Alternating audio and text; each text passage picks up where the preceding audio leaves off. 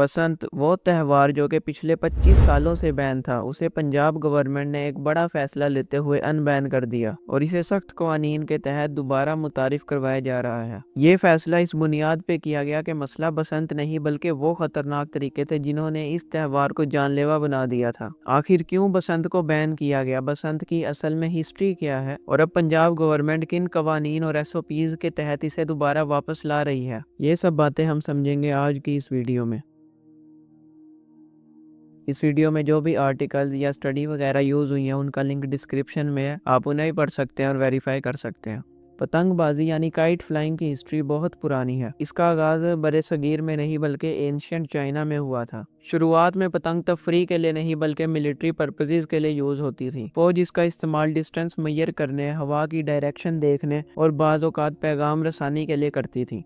वक्त के साथ साथ पतंग उड़ाना एक सकाफती सरगर्मी बन गई और ये चाइना से ईस्टर्न यूरोप और सब कॉन्टिनेंट यानी साउथ एशिया तक आ गई। जब पतंगबाजी बड़े सगीर पहुंची तो इसने एक मुख्तलिफ शक्ल इख्तियार कर ली। इसे मौसम बहार के आगाज के साथ जोड़ दिया गया क्योंकि ये वो वक्त होता है जब सर्दी खत्म हो रही होती है, मौसम खुशगवार और फसलें तैयार हो रही होती हैं। 1900s तक बसंत एक बाकायदा शहरी त्यौहार बन चुका था जिसमें मुल्क के मुख्तलिफ हिस्सों से लोग शिरकत करते थे। लेकिन यहाँ तक बसंत एक कल्चरल फेस्टिवल के साथ साथ लोगों के लिए एक इकोनॉमिकल अपॉर्चुनिटी बन गई थी। 90 की दहाई में फेस्टिवल इतना बड़ा हो गया था कि टूरिस्ट खास तौर पर बसंत मनाने के लिए यहाँ आते थे। पूरे पाकिस्तान का आसमान रंग बिरंगी पतंगों से भर जाता। पतंग बनाने वाले कारीगर, दुकानदार, होटल, ट्रांसपोर्ट और फूड बिजनेसेस सब इस त्यौहार से फायदा उठाते। बसंत के दिनों में करोड़ों की माशी सरगर्मियां पैदा होती और हजारों लोगों को रोजगार मिलता।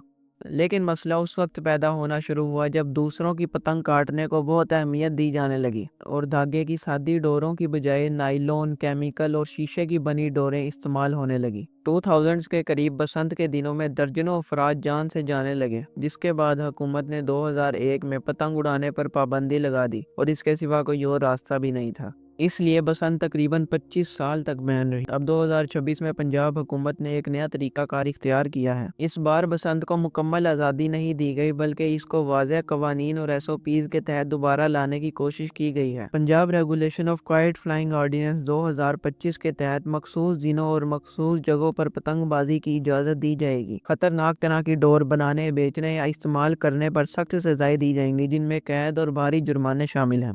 और अगर माइनर्स यानी 18 साल से कम उम्र बच्चे पतंगबाजी में मुलविस पाए गए तो उनके साथ साथ उनके वालिदैन को भी जिम्मेदार ठहराया जाएगा। हम सब जानते हैं और स्टडीज़ ने भी ये बात प्रूव की है कि लोग आहिस्ता आहिस्ता सोशल इंटरेक्शन से दूर होते जा रहे हैं। लोग अपना ज़्यादातर वक्त घरों में बंद होकर स्क्रीन्स के सामने गुजारते हैं। ऐसे आइसोलेटेड माहौल में बसंत जैसे त्यौहार SOPs की लिमिट के अंडर रहकर मनाए जाएं तो ये सोसाइटी पर एक बड़ा पॉजिटिव इम्पैक्ट डाल सकते हैं। अब मुझे पता है कि हमारी आवाम से एक्सपेक्ट करना बहुत मुश्किल है कि कानून को फॉलो करें, अपनी और दूसरों की सेफ्टी का ख्याल करें, लेकिन हमें समझना पड़ेगा कि हुकूमत के साथ साथ हमारी भी कुछ जिम्मेदारी है। और अगर कोई ऐसी डोर बनाता, बेचता या इस्तेमाल करता नजर आए तो पुलिस या मुतलका इदारों को इत्तला करें। इसके साथ साथ हमें चाहिए कि बसंत के दिनों में हम अपनी बाइक्स पर एंटीनाज लगा लें जिससे हम डोर से होने वाले हादसात से बच सकें।